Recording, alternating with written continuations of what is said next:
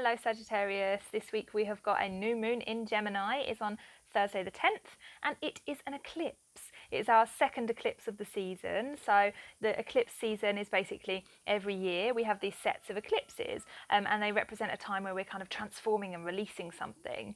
So this year and last year we had our eclipses in Gemini and Sagittarius. These are opposite signs. And so these bring up themes like what we believe in, what we think the truth is, how we communicate and how we learn. So these topics are going to show up for you in particular as how you communicate in your close relationships. This might be romantic relationships with, dating partners or husband or wife, but it also might be in your kind of more extended, like people at work. And this is going to be a lot to do with how much you give and then where your boundaries are. There's going to be some big lessons to do with boundaries here for you.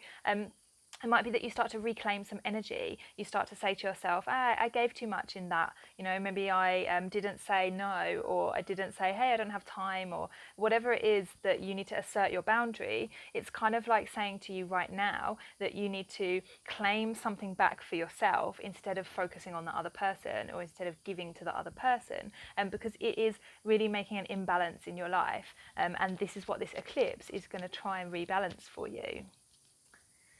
So your tarot guidance for this eclipse are the Ten of Swords and the Seven of Cups. So you really need to try and focus on one particular thing at the moment. It might be that you have been very confused about where to spread your energy. Should I go here? Should I go there? Should I do this? Should I do that? And how to spend your time, or even like what things to focus on inside your own mind. It might be that you have been kind of stuck in these Mercury retrograde vibes and you're kind of overthinking quite a lot, going round and round. And so because of that, what you really need to do is pick one thing at a time, and this is going to really help you. I know it's so simple sounding, but it is going to be so helpful for you. And then what will happen is you will clear space. You will clear space where you do one thing and then it's over. Clear some space for another thing, and you will get so much more done, and you will also have a lot more of a kind of peaceful mindset at this eclipse sign, so don't get overwhelmed.